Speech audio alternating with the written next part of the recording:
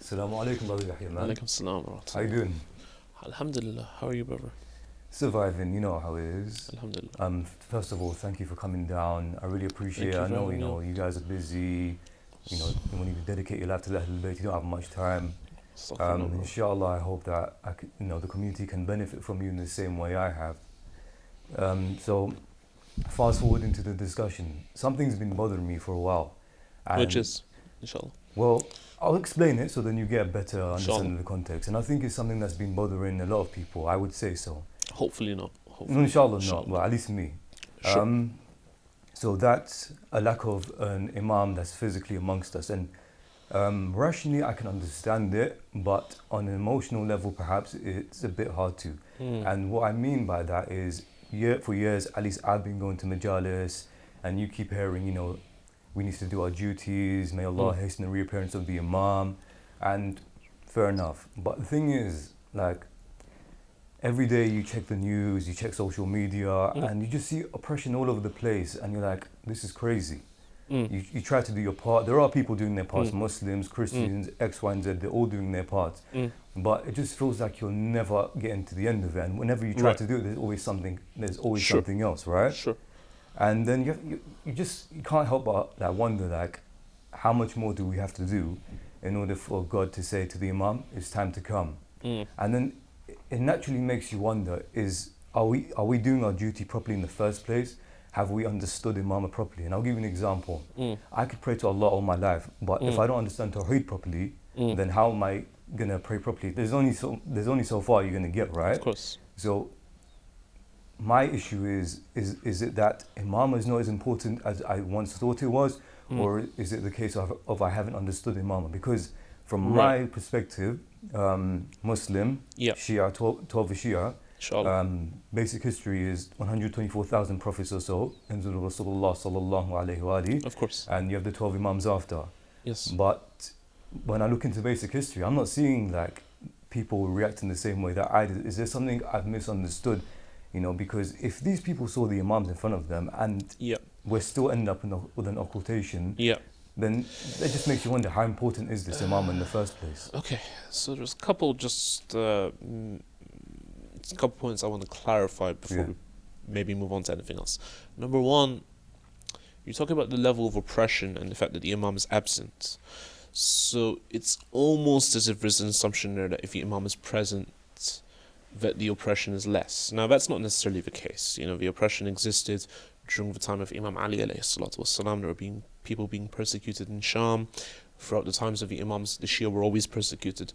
So number one, the Imam is present. Number two, the persecution exists. And number two, you asked, what more do we need to do in order for the Imam to return? I think the real question is, what have we even tried to do in order for the Imam to return? In the sense that I believe we've practically done nothing for. And I speak primarily of myself when I say that.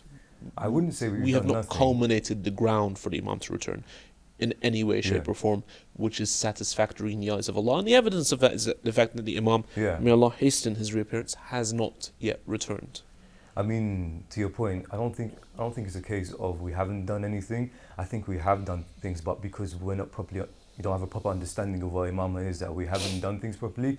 So there's a saying that smart work is different to hard work, right? And maybe we have done the hard work, but we haven't done smart work in terms of understanding how things are. I'm sorry, I think that perhaps you might want to be softening the blow for the viewers, but I think it's just outright deception to say that we have done the hard work in the first place, bro.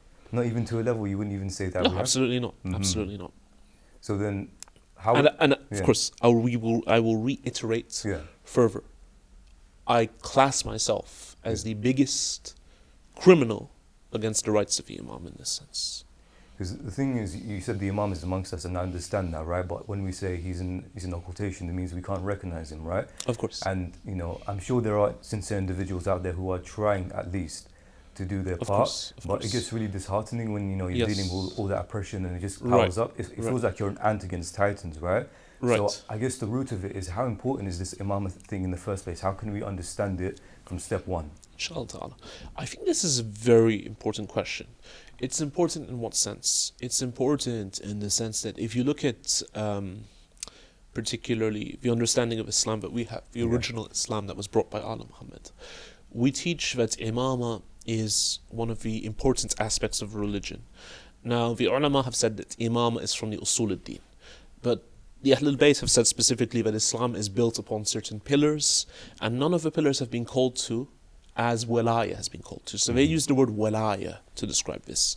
Now, if this is a pillar which distinguishes us from other sects, we need to be able to answer, why is imama so important in the first place? And I do think that is a very good question. And maybe in order to start, because I imagine that you would ask me this question, I've brought a pretty important work with me. This work is called Al-Milal wa Nihal of the famous scholar Shahrastani. Now, generally Sunni scholars study this work. What this work tells us about are the different religions and the different sects and what distinguishes them between one another. Shahrastani starts off his book by discussing the different disputes that arose between the Muslims and why they are divided over different issues. And I quote, "The fifth dispute arose over the imamate. The greatest dispute, indeed, in the community has been that over the imamate. For no sword has ever been drawn in Islam on a religious question as it has been drawn at all times on the question of leadership. It was," and I'll quote what he says, but I'll point out my objections, of course. "It was easily resolved by the help of God in the early days when a difference arose about it between the immigrants and the Ansar, the Muhajirin and the Ansar. The Ansar said there should be one Amir from amongst us and one from amongst you, and unanimously nominated their chief Sa'ad ibn Ubadah.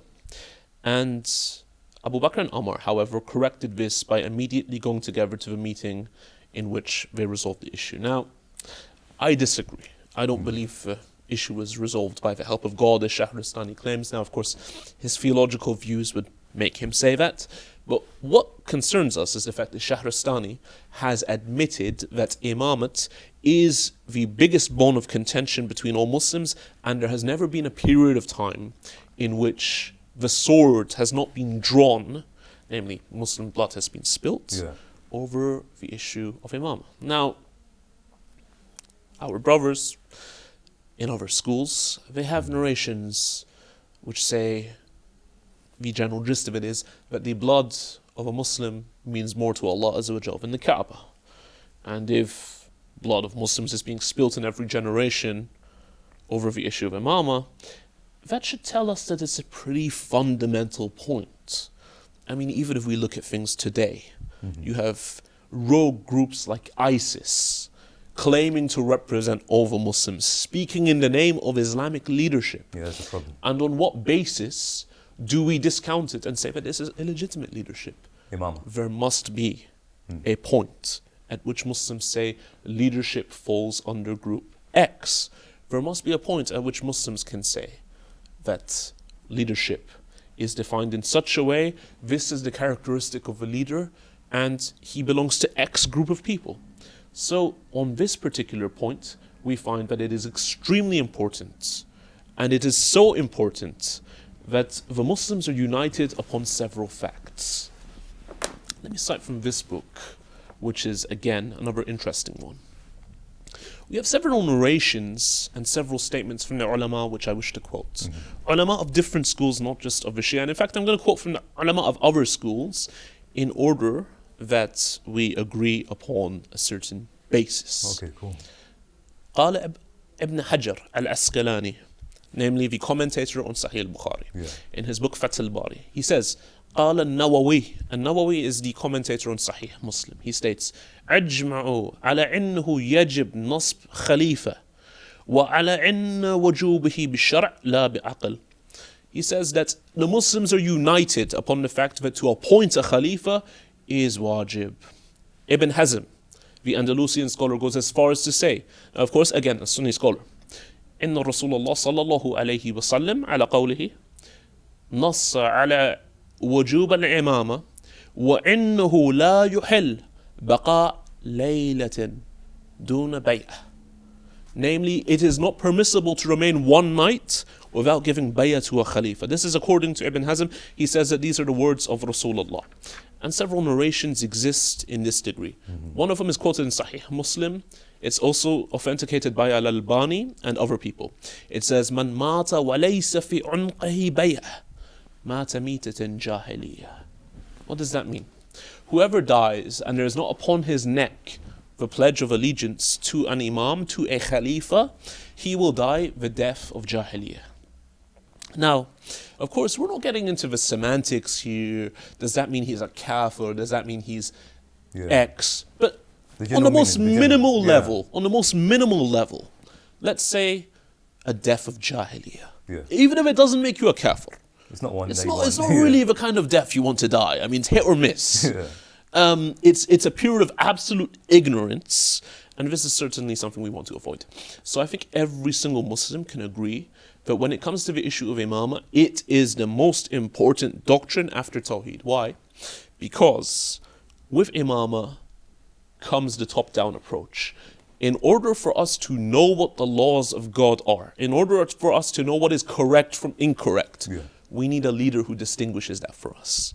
Now, if any Tom, Dick or Harry can be the leader, if any Zayd, Bakr or Umar can be the leader, what we find is that basically they could command the most disgusting things in the name of religion, and those who are foolish would go ahead and act upon it, which is what you find today. These ignorant youth from UK who follow other sects, they're trying to get more religious. They see that ISIS is claiming to establish imamate, and they're going out and joining it. Whereas we've Ifna Ashariya, we have an imam of our time, we've given bay'ah to him, and so we do not need to fulfill this obligation of giving bay'ah to anyone else, especially not some evil charlatan. Well, rationally I can understand, how important it is, but if we look at history again, we can see that things went, they took the wrong turn, and now we're in occultation. So if we start with Imam Ali, maybe from just before the Prophet died, I mean, if it's so important again, then why did people end up in the situation that they did? Okay, that's a very interesting question. So what we need to take into account here is that just as certain things are clear for people who are devout, doesn't mean that they have a pure understanding. What I mean by that is, we as Muslims, we all agree that the Holy Prophet sallallahu alaihi wasallam, may the peace and blessings be upon him and his holy progeny, he is the model by whom we receive the revelation from God. He is the model through whom we receive the revelation of Allah Azza wa Jal. And naturally, that is a very high position. We derive morality from such a person. We take all the laws from such a person. That's not just some ordinary position. So when it comes to people like yourself, myself, many good Muslims out there, regardless of what sect they come from, they would say that this is a person who deserves to be followed in everything. He is a person who is at the peak of morality. He is indeed the finest of creation and the best of creation. And yet you might have others who say, yes, he brought the revelation, but he's nothing more than a glorified postman, basically.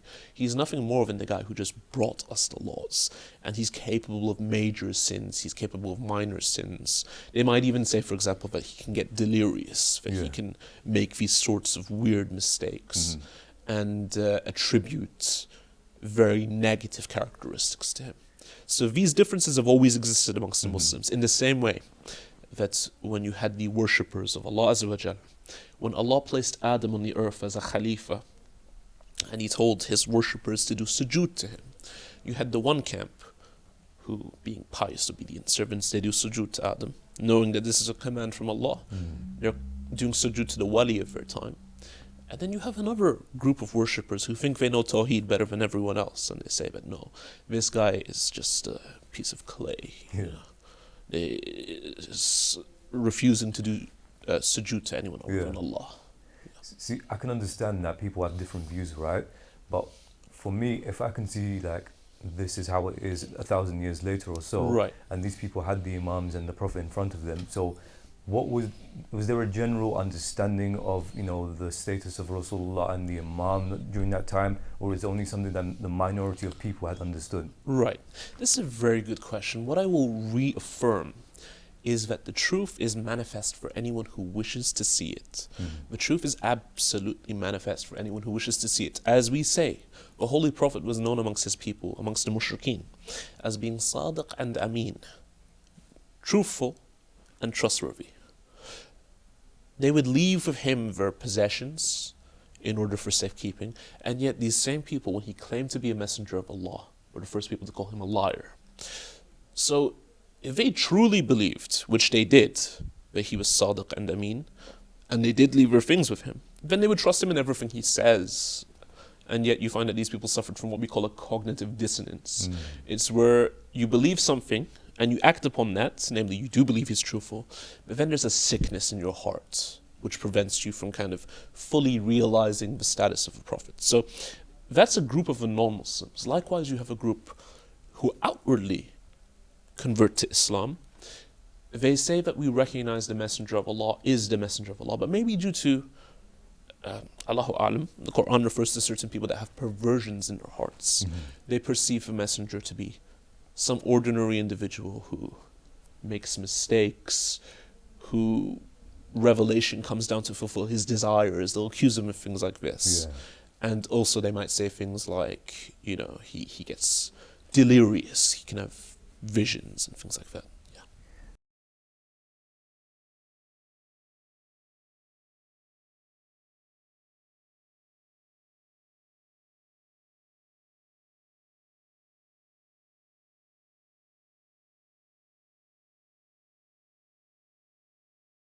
So from our perspective, someone who believes in the Imams after the Prophet, is there an expectation that we have from the Imams that we don't have from the Prophets, other than them not receiving revelation in that kind of general sense? Is there a duty towards them that's different to the Prophets, or is it just the same as if it was just the Prophet himself? Well, what we would say about that is, because the Holy Prophet ﷺ said, "Alistu awla bil mu'minin min anfusihim." Am I not more deserving over the believers than they are over themselves? فَمَنْ كُنْتُ مَوْلَى فَهَوَ عَلِيٌّ مَوْلَى. That awlawiyah that the Prophet has over the believers has been passed on to Imam Ali alayhi salatu wasalam. That awlawiyah is passed on from Imam Ali to his successors. So certainly they have the right over us, that we would act in a certain way, and that right is the same kind of right that the Messenger has over us too. So how would we even go about proving that the Imam belongs to these people? I mean, start with Imam Ali alayhi salam, because the majority of people don't believe that this Imam belongs to them, and they'll have their objections. So where do you start with that? Of course, right. So I would never be able to do justice to Amir al-Mu'mineen's Imama in about 2 minutes. So let me try to give a general overview, inshallah ta'ala, and many of the viewers would be able to fill in the gaps from here. But generally, the approach we would take is, I believe the most powerful case is rule by absolute elimination. What I mean by that is that Rasulullah sallallahu alaihi wasallam has given us certain criteria for which an imam should have. Now, when we look at who the other, I guess we could say, alternatives for Islamic leadership are, we completely eliminate any case that they have, and we say that this really cannot be legitimate Islamic leadership. So, for example, one of the cases we would have is that Rasulullah has said, "Follow my sunnah and the sunnah of the rightly guided khulafa after me." Meaning what? Meaning that we would have to follow them in what they do. What they do has to be a precedent for us. What they do has to be a model for us. Now, this is a work of a Sunni scholar, and in particular, you could say he's a proto-Salafi scholar. What do I mean by proto-Salafi? He's from that line which the Salafi sect loves to quote from. Namely, he's a student of Ibn Taymiyyah. His name is Ibn al-Qayyim al-Jawzi. And his book is called I'lam al-Mawqi'in and Rabb al-Alameen. In volume 2, page 168, he has a chapter called Lam Yukun Amar Yuqallid Aba Bakr. What does that translate as? It means Omar did not do taqleed of Abu Bakr. Omar did not copy the practices of Abu Bakr. Why? And he lists for about 1.5 pages differences between the sunnah of Abu Bakr and Omar on the same issue. What does that mean? It means that you have two different precedents of action over the same action. So if you're told that you must follow Rasulullah sallallahu alaihi wasallam, and note here, I'm trying my best not to be insulting, I'm just trying to point out a rational fact here. Yeah. The law of non-contradiction does not allow me to act in two different ways over the same issue. If I'm told that I must obey Rasulullah, and at the same time I'm told to obey the Khulafa al-Rashideen, and that they have the same level of obedience, I can't act in two different ways. But that's assuming that who they are, right? That's what I'm saying. Yeah. So we know by doing this that must eliminate these two from the process. And those are the two which basically that eliminates the majority sect who claim that they are the first two who took over that after still wouldn't prove Rasulullah. the Imam of Imam Ali, would it? It does in one sense. How? Because you're left with who else did Muslims claim should have been the Khalifa? Out of all the sects which exist today, Yeah. which other group has a claim? And the only one is the Shia position that it is Imam Ali alayhi salatu wassalam. So by process of elimination, we have already narrowed down the choice of Imamah to Amir al-Mu'mineen. But in addition to that, that's not the only thing we act upon. We also act upon the fact that Amir al-Mu'mineen's Imamah fulfills certain criteria which other Imamates don't. When we look at the Holy Quran, we find that the Sunnah of Allah Azza wa Jal is that He appoints leadership for us. He does not generally allow us to go up to mountains and elect prophets. Yeah. He won't allow us to elect who the Mahdi is. And so when we know that the Mahdi is from one of the Khulafa of Allah, it does not make sense that we can elect him, we can elect the first, Yeah. but we can't elect the last. Yeah. So what we would say is there must be a Khalifa who is appointed by Allah Azza wa Jal. And again, the only one who any Muslim sect has claimed is appointed by Allah Azza wa Jal is Amir al-Mu'mineen alayhi salatu wassalam. In addition to that, we have numerous ahadith which add to the case. Hadith al-Ghadir, Hadith al-Manzila. Now, we can go into these, of course, these are topics for other days, Yeah. but these narrations affirm the Imam of Amir al-Mu'mineen in a specific way. So from, let's just say, the time of Ghadir to the end of the Khilafah of Imam Ali, how many people do you think had a decent understanding of the Imam that they would say, okay, after Rasulullah it's him, and after him it'd be the Imams? How many people were there roughly? Because there were thousands, I believe. Absolutely. In Kitab al-Rajal al-Kishi, which is one of the earliest books of, I guess we could say, information we have about that period of time, we're told that very few of the army were actually legitimate believers in the Imam of Amir al-Mu'mineen in the true sense. Now, that's not necessarily a stigma, because all that means is that the matter had not been made clear to them. You have to understand that when you're under other regimes who present a different account of Islam, it is very difficult for truth to come to you. And so we believe that very few people in the time of Amir al-Mu'mineen, out of the whole army and people who were under his government, were true Shia in that sense. So then what would you label them as?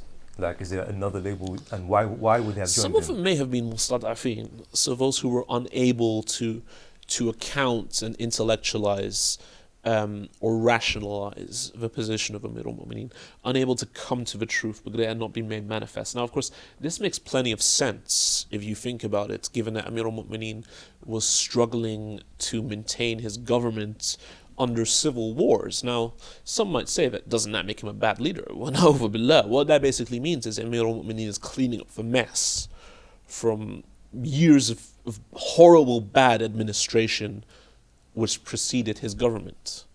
So would that apply to the same people? Because remind me which battle it was when Muawiyah lifted the Quran on the Smith. Siffin. So the people who were on Imam Ali's side at the time, do they come under this category of these people who can't rationalize Imam, or did they have some kind of other Some interest? of them can't rationalize Imam, others have a sickness in their heart. So you have individuals like the Khawarij. The Khawarij were all on the side of Imam Ali at one point, and they later on rebelled and basically said Imam Ali was a kafir because he agreed to arbitration, and they didn't understand how someone could do that, how someone could lower themselves to arbitration with Muawiyah. So if only truly a few people actually believed in his imamah, I mean, what happened? Comparatively. Comparatively. We say a few comparatively. Yeah. We're not So then what happens after Imam Ali, after he passes away, after he's martyred? Because the Shia school of thought says that it's Imam Hassan and Imam Hussein. Yes. But is there no objection to that? How do we go about proving that? Generally, again, amongst what we could call nascent Shiism, the true Shia understanding amongst the believers who were true Shia of Imam Ali in that sense, there is no dispute as to who is the Imam after Imam Ali. Hence why most of his followers do support Imam Hassan. Now, of course, what you have is people who do not understand the maqam of the Imam. Hence, for example, you have certain righteous companions who might say to Imam Hassan when he does a sulh with Imam Hassan, "O you who have humiliated the believers." They don't understand the actions of Imam Hassan. They don't understand his nature, the fact that he does not err. And so such individuals are growing in their understanding of what the Imamah is. As I said, the Imams at this point of time are picking up from the mess created by the earlier administrations. It's kind of like whoever takes over after George W. Bush, he needs to clean up the mess that's done there. And it's difficult to kind of create a program of education and instilling knowledge into people at that time. So what we would say is that they don't necessarily understand what the Imam is, but they understand that the successor of Imam Ali is Imam al-Hassan. They understand this from evidences such as Hassan and Hussein or Sayyid al-Shabab Ahl al-Jannah. Yeah.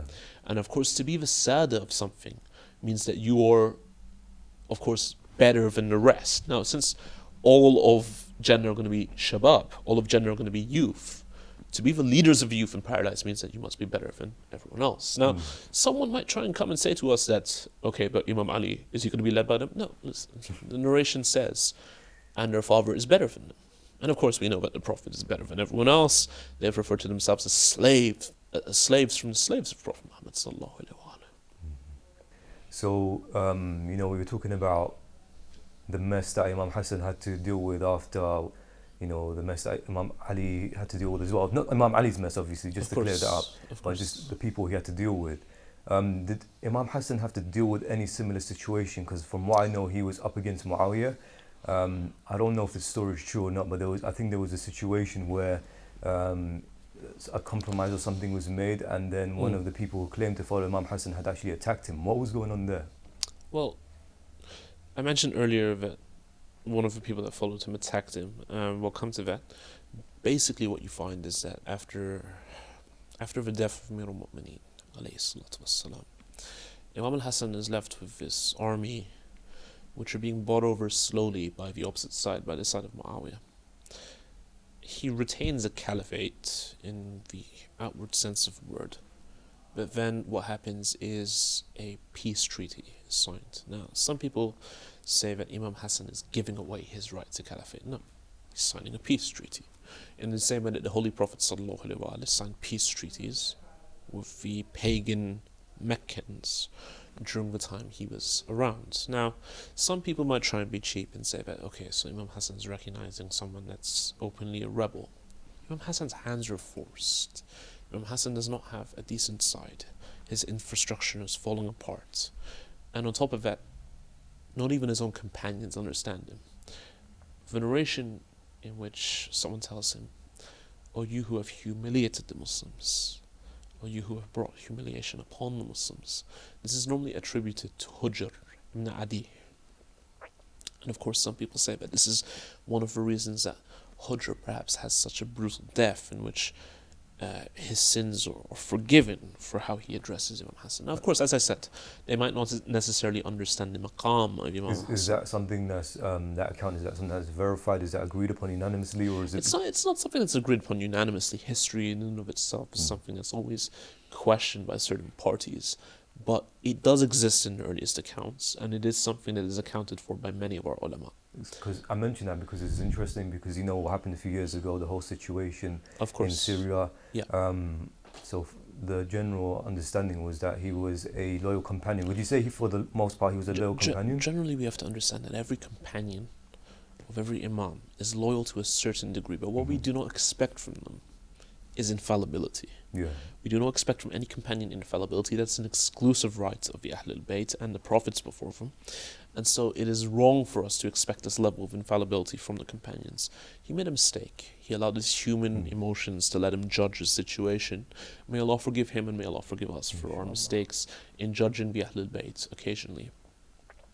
I was going to say, in regards to the peace treaty of Imam al-Hassan with Muawiyah, one needs to understand that the reason this was done, if you look at the conditions, this was done in order to expose what kind of personality Muawiyah was, because he would never keep the conditions of the treaty in the first place. He wished to expose that side for history to see, in the same way that Allah Azza wa Jal exposes certain parties in the Quran, so that all of history will view it and judge those parties in the future. And unfortunately, today we find that Muslims, instead of judging it, say he did an error and gets one reward for it. So through that wisdom of, trying to expose Muawiyah, would you say that Karbala was predestined?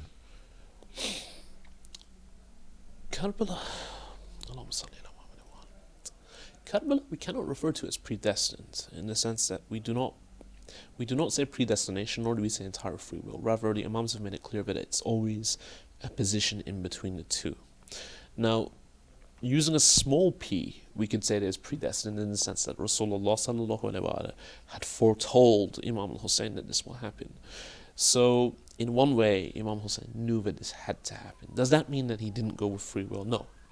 It means that the Holy Prophet told him that you will freely go to Karbala and you will freely die in that sense. It doesn't mean that he is now bound to go to Karbala because the Holy Prophet told him. It just means that the Holy Prophet was given knowledge of what would happen.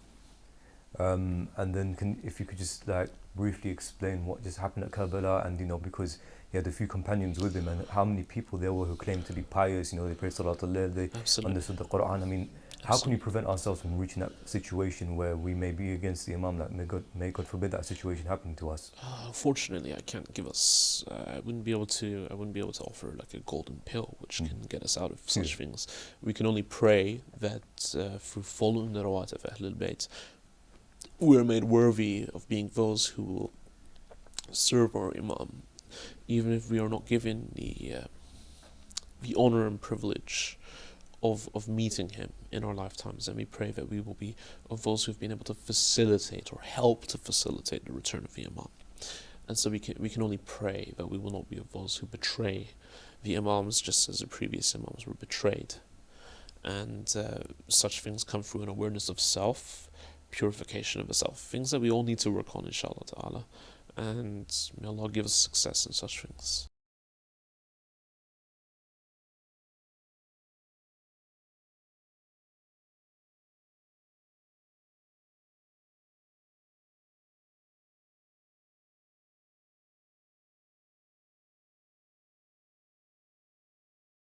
So we were talking about Karbala and the tragedy that happened at Karbala, and you can even say that the biggest tragedy of Karbala was what happened after Karbala, how the women were treated, how the Imam was treated, right? And here's another question which does kind of confuse me. Now, generally speaking, we know that the companions of Imam al-Hussein were the best of companions. No one had ever sacrificed themselves for the Imam like they did, and there wasn't that many of them. Maybe you could say, if you round it up, less than 100 or so. Sure. And the majority of them were slaughtered, right? Right. So then who was left to actually recognize the Imam after Imam Hussein? The narrations, I must admit I have not looked heavily into their authenticity, but there are narrations nonetheless which state that after Karbala, from amongst the Shia, only 3 people. When we say from amongst the Shia, of course, we're not talking about the women of Ahlul Bayt, we're not talking about others, we're talking about the laity. 3 people recognized the rights of the Ahlul Bayt after the Battle of Karbala, and only 3 people remained upon Islam. In that sense, in terms of knowing the true ma'rifah of the Imam. And so again, it was a very bleak time, but one thing that people underestimate is that Imam Hussein's death, the death of his companions, may the peace and blessings of Allah be upon them all, is something that very much revived the religion. It's something that very much triggered those who weren't even Shia to realize what the hell is going on here.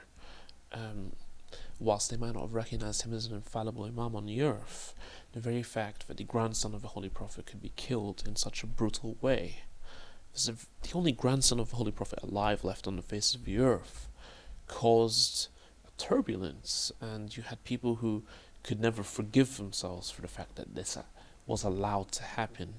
It sparks off several revolutions, and it sparks off a general animosity, which basically, over the period of 3 generations, will go on to destroy the Umayyad dynasty and tear it apart from the very foundations. Who were the people who actually questioned what was going on? Because from what I understand of history, that when the Ahlul Bayt went to Sham, I believe, that people didn't even recognize who they were. So who was it that questioned it? People that would have questioned it were those in places like Medina, even those who were influenced by sightings of the Ahlul Bayt. Of course, you might not have understood who they were at first, but when you're given the speech of the eloquence of Sayyidah Zainab, you're given speeches of eloquence of Imam Sajjad, you come to understand who these people are. You eventually learn who they are.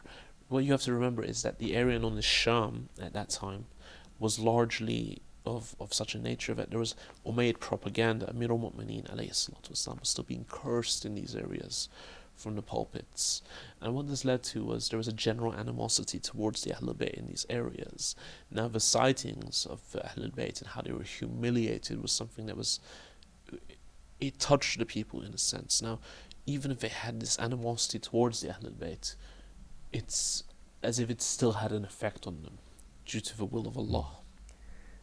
Did Imam al-Sajjad at any point call to Imam, or was it just assumed that he is the Imam and there was no disputes? Of course, Imam al-Sajjad was calling to Imam, but it was a time of political turmoil. And so the ulama are disputed in terms of opinion. Was Muhammad ibn al-Hanafiya, of course, one of the sons of Amir al-Mu'mineen, but not from Fatima az-Zahra. So did he make the actual claim that he was the Imam himself? That's where there's a dispute. Did he make this claim because he believed it and others believed it, or did he make this claim in order to kind of take some heat away from his brother Imam Zain al-Abidin? Now, of course, those who believe it did happen recount stories of basically how the Imam and Muhammad ibn al-Hanafiya's followers have an encounter at the Kaaba, and how the black stone testifies to the wilayah of Imam Zain al-Abidin. But nonetheless, Imam Zain al-Abidin is the inheritor of the artifacts of the previous Imams. He is the inheritor of their documents. And so Imam Zain al-Abidin is very much the foremost candidate for most people. The movement associated with Muhammad ibn al-Hanafiya is more of a political revolt. So, for example, the group known as the Kaysaniya, they are heavily affiliated with the army. The Kaysaniya, they are the ones who believed in the Imam of Muhammad ibn al-Hanafiya. And they're heavily affiliated with the army of Mukhtar, for example. So, just a side question, Mukhtar, because, you know, he's become a popular figure recently because of the media and the series. What do you know about him? Did he believe in 12 Imams, or is there a dispute as to what he believed? There's a dispute as to what he believed. Some narrations, Sayyid al-Khawi has an interesting discussion on this topic, and there are others who are taking that discussion further, and I suppose that remains a discussion for the ulama, and Allah knows best. Yeah. So, you know, in a time where Imam al-Sajjad was the Imam, you know, it didn't get rid of oppression, you know, there was still so much of it. They were living during the time of Bani Umayyah. And, you know, we're going back to the theme of oppression because that's where this conversation started, right? Of course. And, you know, because how did Imam al-Sajjad teach, you know, what he had to teach? What was his methodology at that time? The methodology of Imam al-Sajjad was through spirituality. So that's why he is known as Imam al-Sajjad, the one that prostrates very much. His methodology is to compile books such as Sahifat al-Sajjadiyya, also his letter in condemnation of al-Zuhri, one of the famous narrators of the Ahl Sunnah wal Jama'ah. In fact, I could be mistaken. It could be a letter in condemnation of Urwa ibn Zubair. I'll need to double check on those. Either the student or the teacher, I forget. And lastly, also his Risalat al-Hukuk, the treatise on rights and the responsibilities of a believer as well. This is the method through which Imam Zain al-Abidin teaches. He's not able to do so openly in a political manner because, of course, the eye of the oppressor is over him, and he is very much watched. Although, one thing we can say is Yazid shoots himself in the foot during the lifetime of Imam Zain al-Abidin because he has Medina attacked, invaded. The women of Medina, of course, are ravaged, and we have children of illegitimate birth were born as a result of this, and also the Kaaba is set fire to. So Imam Zain al-Abidin witnesses, these crimes, and very much these people are demonstrated to be a bunch of. So would you say that if he had the opportunity, if Imam Zain al-Abidin had, the followers that Imam Hussein had, would he have gone up against Yazid, or would he have just said, you know what, we've tried that, but it's not working, so let's go back to basics? It's necessary for us all to understand that Imam Zain al-Abidin, Imam al-Hussein, they all have a unique role from Allah Azza wa Jal, and they are all selected to be in the time that they are in because each one has a unique role which fits into the time frame that it is in. It is not right for us to ask, would Imam al-Hussein act in this way, would Imam Ali act in this way, because they are the Imams, they act in the best of ways, and there was no other way that they could act in reality because that was the best way for that time. Well, if we take that point into consideration, we live in the occultation of the 12th, right? And so how do you look at the lives of the 12th Imams and say, okay, this is what I need to do at this point in my life as an individual? How do you determine that?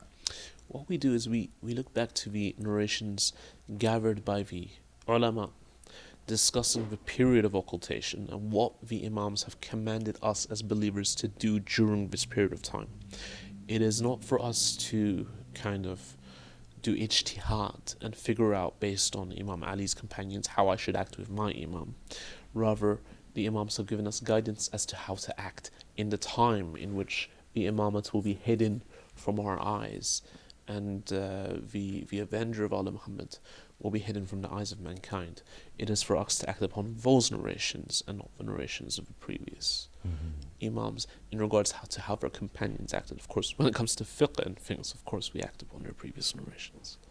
So if we could fast forward just a bit, we know that Imam Muhammad al-Baqir and Imam Ja'far al-Sadiq, they were known to kind of take the outward intellectual approach, if I could say that, if that makes any sense.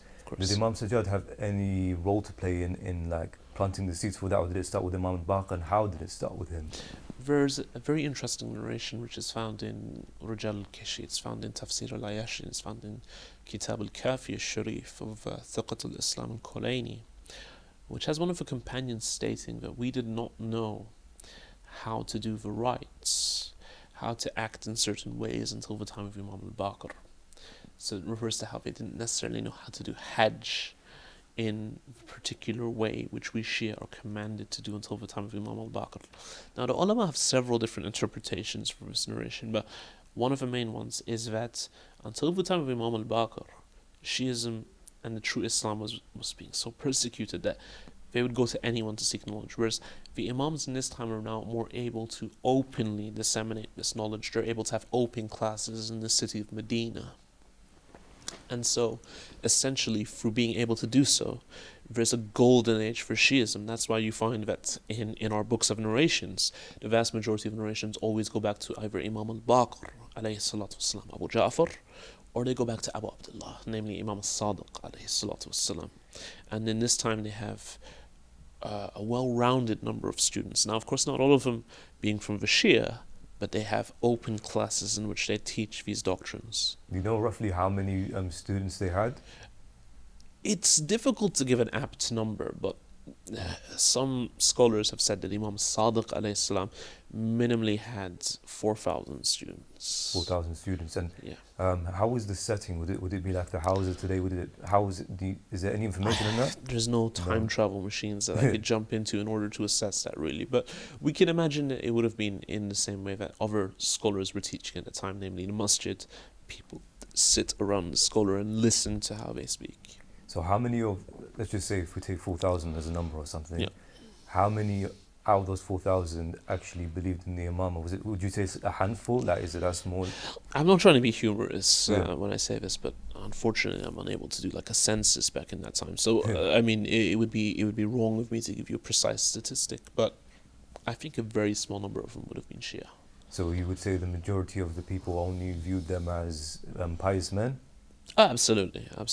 And would I think they understood that there was an exclusive claim which came from these people, in the sense that sometimes you see the Imams attacked in books of Rijal for not for not giving a chain of narration going back to the Holy Prophet Muhammad, which is why sometimes you find that Imam al-Baqir alayhi salatu wasalam is narrates from Jabir ibn Abdullah al-Ansari, and then you're thinking to yourself, why would an infallible Imam narrate from a companion?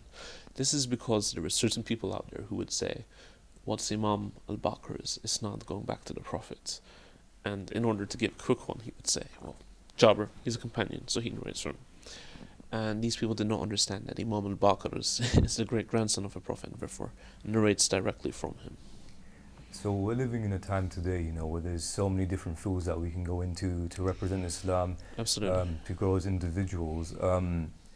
Is there any information you can give me on what kind of things that the Imam al-Baqir and Imam al-Sadiq taught? Was it just fiqh? Was it theology? No, What was absolutely, it wasn't just fiqh. They were teaching theology too. I mean, one thing that we as the Shia take uniquely is that when you look at the other schools, you can be a Hanafi and your Aqidah is most likely going to be, for example, Maturidi, and you might be, for example, a Naqshbandi in your mysticism. So you've got 3 different schools just for Aqidah, theology, Aqidah, mysticism and fiqh. Whereas we've a Shia, we've a Imamiyah.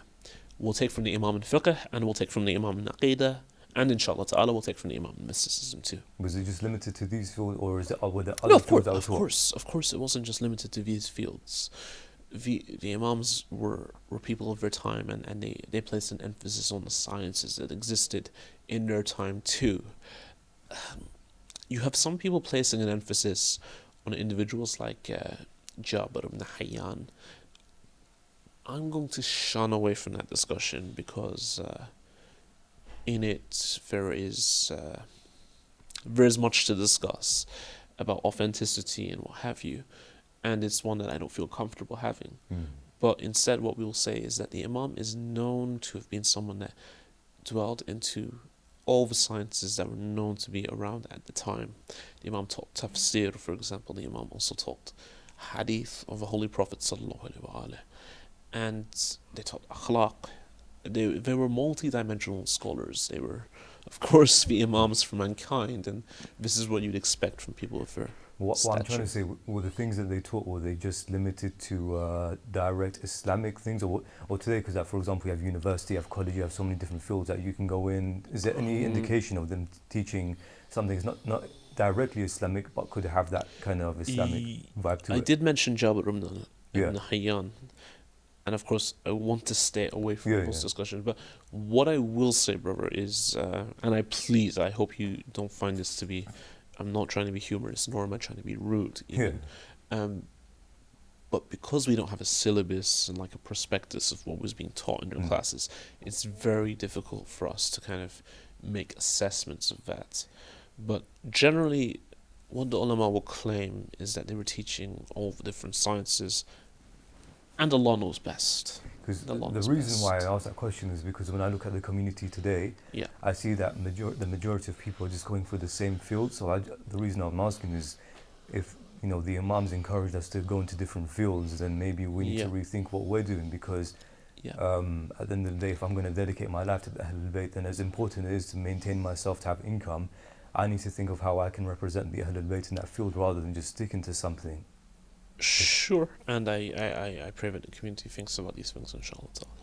So going back to history, so these 2 Imams, they had the freedom to teach outwardly, right? But were there any difficulties they went through at any point which almost prevented them from doing so? Absolutely. I mean, there were difficult points in the times of these Imams. Veneration has been commented upon to be deficient, but nonetheless it appears in Kafi, and some of the ulama have said that it is sufficient to act upon. There's one of the narrations of Imam al-Baqir or Imam al-Sadiq, and I forget which one it is precisely. If I'm not mistaken, it is Imam al-Baqir, in which he says, woe upon the one who mentions Ali or Fatima alayhum salam in a positive way. Why? Because at that time, for you to have done so would have meant that you would be persecuted, of course. And that must have been how strict the government was at that time. And so you do find that there was restrictions. You do find that the imams sometimes would speak in one way to one companion, tell another one a different thing. And when they'd be questioned about this, of course, people were not silly. They would see that you've just responded to him on this issue with this one, you responded to him on another issue with another answer. They would say that we're trying to protect you guys because the government, with their knowledge of these answers, are beginning to determine who's a Shia, and we're trying to protect the Shias from being killed. See, here's the thing that's bothering me, right? So far we've said to Imam Ali, to Imam al-Sadiq, that there were only a few people who actually believed in them, right? Whereas today there's how many of us, how many millions of us today who could say we believe in the 12 Imams, and we can explain it on a rational level, yeah? Of course. How come we're able to see that and people back then weren't able to, despite having these people, in front of them? Yeah, absolutely.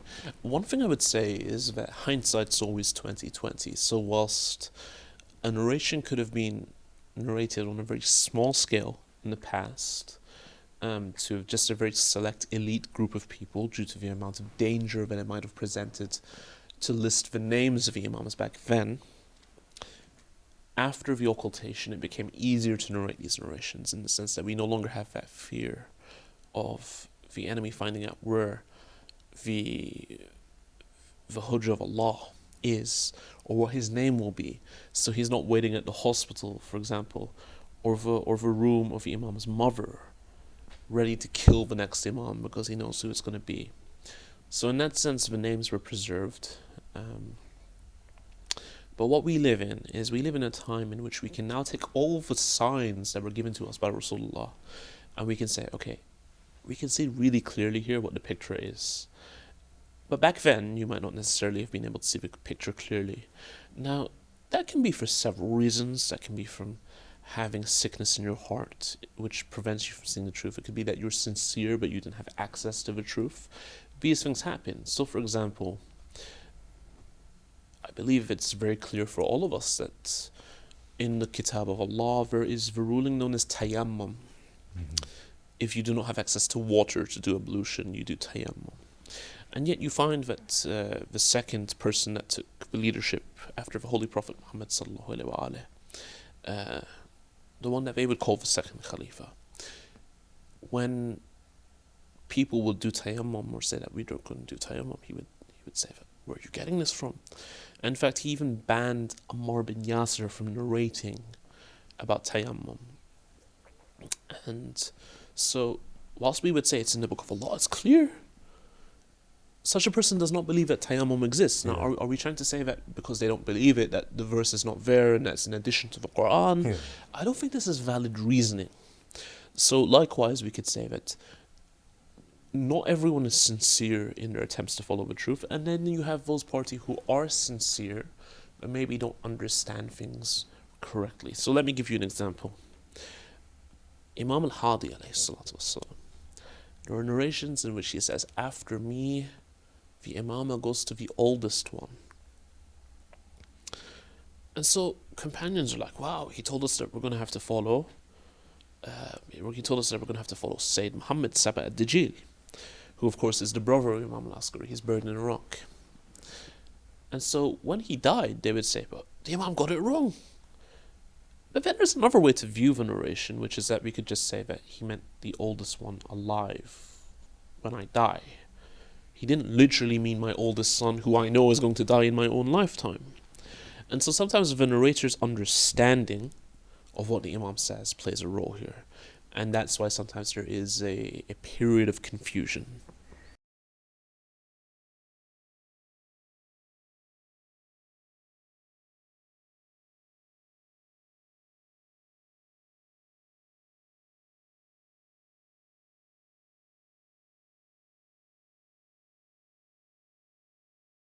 That prevents them from seeing these things. How many people would you say that confusion applies to? I mean, if we're talking about Imam al-Kadhim, I've heard I don't know if it was him or Imam al-Rida, but there were disputes about who the Imam was amongst the Shia, and by the Shia we mean a small number of people. Right, so I just gave an example of a Shia who was confused by the words of Imam al-Hadi. It happens on a large scale. It happens particularly when times are very difficult for the Imam. And more importantly, we need to understand that we don't have a theology of sainthood for the Shia. We believe that Amir al-Mu'mineen was appointed by Allah's apostle, by the messenger of Allah. And yet very few people chose to run with Amir al-Mu'mineen being leader. Why? Because we as human beings tend to be frail and weak. How many times don't we know that what our friends are doing is wrong? We know that morally it's detestable. We know that in the eyes of Allah, it's something which is disgusting, in fact. And yet we can't bring it within ourselves to have the courage to just say to them, guys, it's enough. Yeah, that's definitely because we're afraid that they're going to laugh at us. We're afraid that they're going to look down on us. And so often you might find that you might have had a party who were not so sure about the false claimant to Imama. And yet, out of pressure, maybe out of charismatic leadership, they'll run with those who go to a false Imam at times. It's funny because on a side note, you mentioned the whole thing with your friends. Since we are talking about the Imam of our time, I do believe that's something that needs its own discussion of enjoining the good and forbidding the evil. But it's difficult because at the same time you're not trying to go around and put someone down. Of course. And so inshallah one day we can talk about that, Inshallah, because that's something that would make us, from what I understand, the best of nations, right? Of course. So if we go back to Imam al-Kadhim, so he was placed in the prison, and then he was killed in the prison as well, from what I know. And hung under a bridge. So I think I've heard of the name of a sect that emerged around that time. Were they the Waqafis? Waqafi, Musawi or something. What was that about? Apparently they exist today as well, and I think they have been revived recently or something like that. This was a group which believed that, based on certain narrations, that Imam Musa al-Kadhim alayhi salatu wassalam was to be the Qa'im. And of course by the Qa'im we mean the one who rises by the command of Allah.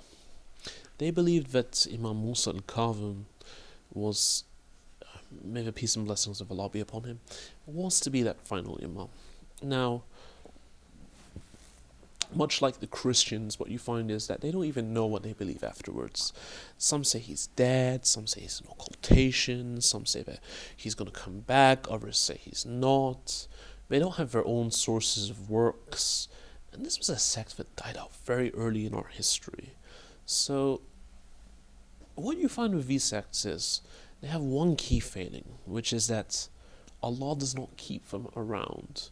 These sects die out, and they get lost in the books of history. Maybe someone's going to revive it, like you have people trying to revive like the ancient Egyptian religions and things, but generally when these religions die out, when these sects die out, it's a sign of their own falsehood. So then would we be able to say after Imam al-Kadhim, the Imam of Imam al-Rida was easy to understand, as in, it's clear cut, and then we could just... Not necessarily. I mean, there was certainly periods of confusion, as I mentioned.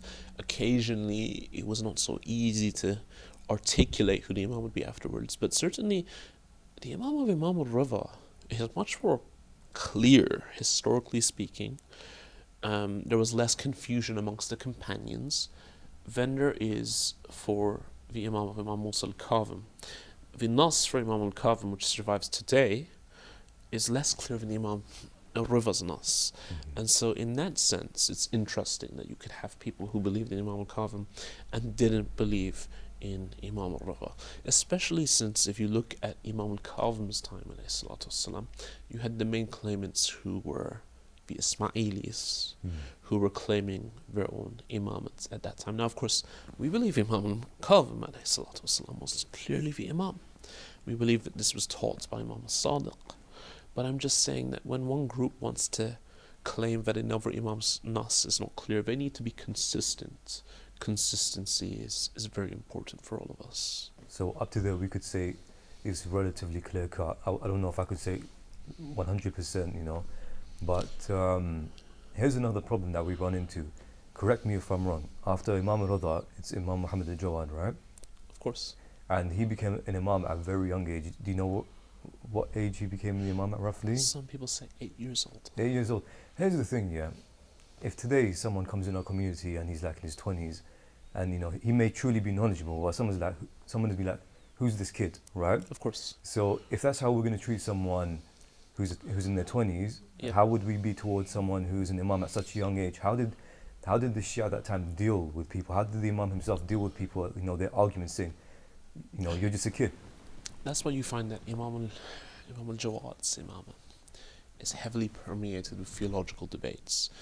One of the roles of Imam al-Jawad, more particularly, is to refute some of the things attributed to the Holy Prophet by the opposing sects, and also to refute some of the merits which are attributed to some of the companions who do not deserve any merits, to be honest with you. And Imam al-Jawad is heavily going out of his way to refute these things. In many ways, he was like a sign. Sometimes you feel that when you listen to the people that question the age of Imam al-Jawad alayhi salatu wasalam, but you're dealing with people that have never read the Quran in their lives. The Quran, which mentions Isa ibn Maryam alayhi salatu wasalam as a baby in the cradle, newly born and newly conceived baby in the cradle, who utters from the signs of Allah and addresses his people and defends his mother from accusations of indecency. May the peace and blessings of Allah be upon them both. We see that it is from the signs of Allah that He can occasionally send a child that addresses men and brings revelation to them. Likewise, we find that Nabi Yahya alayhi salatu wasalam is someone who from a very young age is given this position as well. So, in order to question Imam al-Jawad, it really requires one to be someone that is inconsistent in their methodology. And inconsistency with the signs of Allah is something Allah has condemned in the Quran, where He says, do they believe in some of the ayat and disbelieve in others? So we find that this kind of accusation is really just something which we need to question sincerity of a person that's asking these questions, to be honest with you. And so once we can refute that and prove that he's the Imam, again, because the whole theme of oppression, we can see it time and time again. Is there anything that he went through that made his life difficult, other than being of a child's age? What else did he go through that was a tragedy? He went through numerous tragedies, and of course these things are things that can be read in the biographies of the Imams, particularly in Kitab al-Irshad of Sheikh al-Mufid. Of course, we know that the Imams were all of them, without exception, killed through either a sword or poison. In Imam Jawad's case, it was poisoning, of course, and that's why you find that he's buried in Kazmiya with Imam Musa al-Kazim alayhi salatu wassalam. And this is something that we find is, of course, this is the life of all of the Imams, that they end their fates on this earth by being backstabbed, by being betrayed by human beings. And unfortunately, of course, it's a test from Allah for them, and it was a test for us as Shia. And unfortunately, they as the Imams, of course, will pass the test, and we as Shias often seem to fail the tests. So that's Imam Muhammad al-Jawad. Is Imam al-Hadi same story, similar story, or is it something else that we need to look at so we don't overlook it? Oh, of course, Imam al-Hadi is the same story. There's a period of unclarity in his life, and of course, we as Shias know very little about Imam al-Hadi in comparison to the previous Imams too. As we know, he's in Samarra, and they're exported to that city, which was the Abbasid military garrison. And today, when we excavate places like Samarra, we find that it is built upon the bones of the Shia. It is a place where they were very much persecuted, and it was a place that was seen as the most beautiful spot of the Abbasids, that which is pleasurable to the eye. Yeah. Why is it that there's so little information about the latter Imams? I mean, because I don't, from my understanding, is in order to know the 12th, you need to know those before him. Of course. But for example, when you open, I believe it's Kitab al-Irshad, right? Half the book is on Imam Ali, and then you got a few pages to the other Imams. It's like, is it because of a lack of information in English, or does that even extend to the Arabic language? It makes perfect sense, given that Imam Ali is someone والسلام, who is accepted by the other schools. He is someone that they praise. He's someone that they give attention to. They afford him a status in Islam. somewhat of an honourable status, certainly in comparison to what they offer the later Imams. And yet the later Imams are placed under house arrest by the Abbasid caliphs. You find that people like Imam al-Askari alayhi salatu wassalam, you have ulama of Ahl Sunnah wal Jama'ah, people like Sayyuti, the father of Quranic sciences. When they refer to Imam al-Askari alayhi salatu wassalam, they'll say about him, laysa bi shay. He's not anything. His narrations are not taken. And so you find that there is very much this dismissive attitude towards them. Ibn Taymiyyah, for example, has said that the later Imams of Shia have not brought anything to the religion. Wow. I mean, so if there's such little information about, the later group of the Imams... That's not to say there's such little information. I'm saying there's such little information in comparison to the earlier ones. So, you could still say that there is enough that we can know about them to know the final Imam. Absolutely. There's enough that we can have knowledge about that which we need to know about these Imams, namely their identities, their roles, that heritage they have left us behind, who their companions were, and that system that they put into place in order for the Imam to be successfully occulted with the system of scholars in place. Fair enough. I mean, now we're getting to a bit of a very confusing period. Again, this troubles me at least. And that's Imam Hassan al-Askari alayhi salam. And what was the situation that was happening there? I mean, from what I know, he was put under house arrest, right? Imam Hassan al-Askari? Was he not? Of course, yes. Why was he such a threat to the government at the time? Hassan al-Askari is a very unique case. He is kept in the courts of the caliph much more frequently than the previous Imams.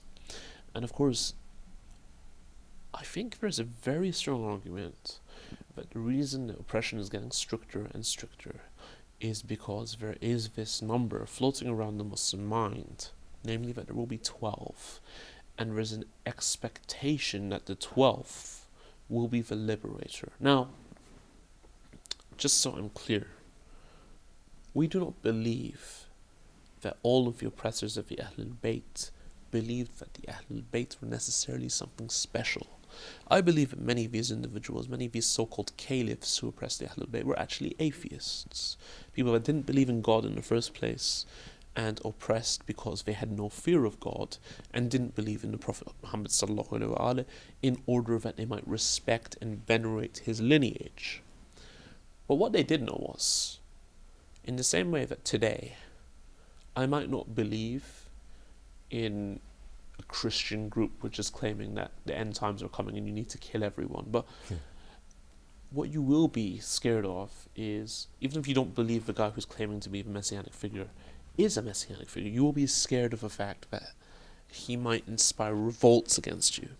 So what they're trying to do is they're trying to quash and calm down what they view as the flames of revolt.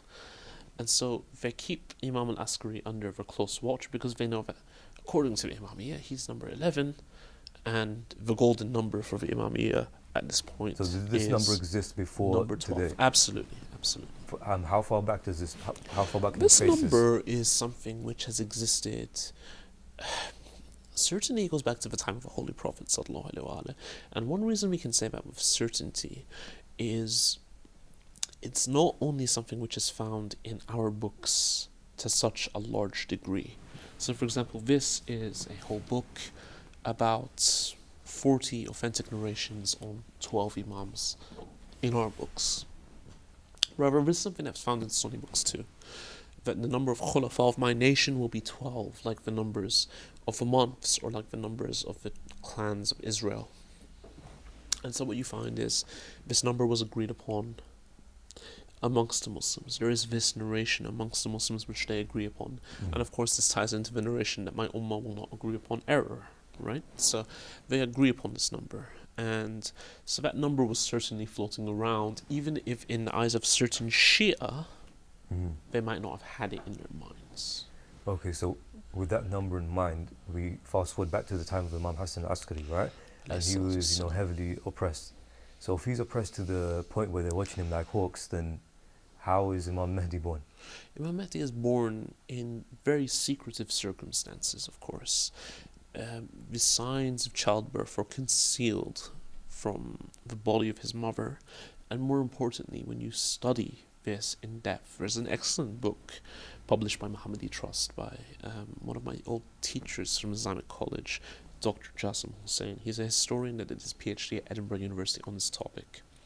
You find that the Imam's close companions went out of their way to very much vindicate the Imam and to protect the identity of the Imam.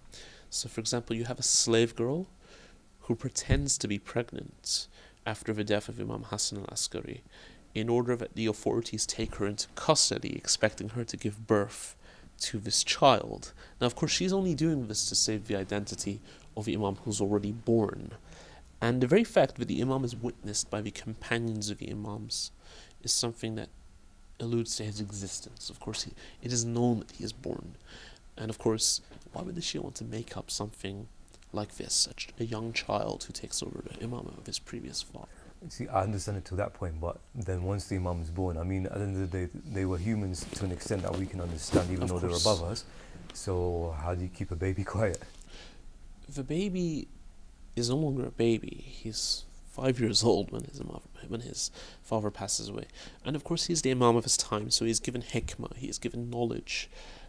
It is not necessarily that you keep the baby quiet. This is a young child who is the Imam of our time, and of course we shouldn't refer to him as a child because by this time he is baligh. To refer to someone as child means that their mental faculties are not developed. The Imam's mental faculties are fully developed by this time.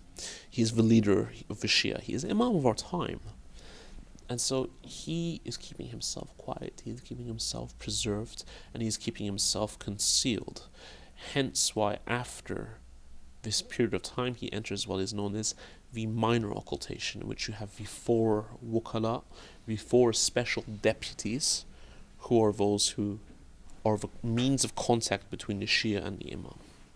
Just to rewind quickly, so what happened to the Imam from when he was born till being 5 years old? Did he stay in the area, or was he taken somewhere else, and what happened exactly? These are elaborate details, and I feel that time would not permit for me to go into them precisely. So what I would suggest is returning back to a book like Jassim Hussein's to get further details on this. Absolutely. Okay, cool. So because of time, are there any last words that you would like to say about the occultation? Absolutely. I would say that whilst the occultation is one of the greatest stumbling blocks for all of us to understand, whilst it's very difficult to understand the concept of an occulted Imam, what the Shias must find confidence is in an accumulative case for the existence of a 12th Imam. We find that there are numerous signs left to us by the Holy Prophet, and it is 12 Shiism, and indeed the Imam of Imam Sahib al-Asri wa Zaman, may Allah hasten his reappearance, which fits these signs to the T, and no other claimant to the Imam fits these signs. So for example, the number 12, it is met exclusively in the personality of Imam Hujjah ibn al-Hasan, may Allah hasten his reappearance. For example, the fact that Amir al-Mu'mineen in his famous wasiyah to Kumail ibn Ziyad had talked about how those who are the representatives of God on the earth are either manifest or hidden. The very fact that the Imam had spoken of a ghaiba, he had spoken of an occultation, again lines up with these facts. And the very fact that the Mahdi is to be from the Ahlul Bayt, which is found in agreed upon Sunni and Shi'i doctrines, makes us find that, again, the Ahlul Bayt are those who the Prophet has said do not separate from the Quran, and therefore they must be infallible. When we look at the other claimants to Imamate today, be they from other so-called Shi'i sects which are alive in the world, and we see the person that they call the Imam is still alive, we find that these are not people who we will be taking seriously. We find that the Prophet has said, whoever dies and does not have a pledge of allegiance on his neck dies a death of Jahiliyyah. We have 2 options. Either Imam Sahib al-Asri wa Zaman, either that person that claims to be the Imam of another Shia sect who is alive on the earth today, clearly not an option for us. Or we have that guy who's in Iraq right now and claims to be the Imam of ISIS. And I believe that the options are clear, and I believe that the only rational option, the only sensible option, is the Imam of our time. And my advice to all Shias is that we come to know him. We come to know the obligations of the Shias during the time of occultation. And inshallah ta'ala we can only pray that through the mercy of Allah, through the intercession of the 12th Imam, Allah forgives us for our sins and places us from amongst those who are willing and worthy enough to serve the Imam of our time, inshallah ta'ala. Yeah, definitely. I mean, I really do pray that inshallah we're able to remain sincere in our understandings of the religion, going back into history, see things for what they really are. You know, inshallah we're able to purify ourselves, Inshallah. so that when the Imam does come, that we're actually on his side. Inshallah. Thank you for coming again. I really No appreciate you enlightening me, and hopefully, again, you'll be able to benefit the community that we're a part of. Thank you so much. So inshallah, see you soon. Take care of yourself. Inshallah. You too, bro.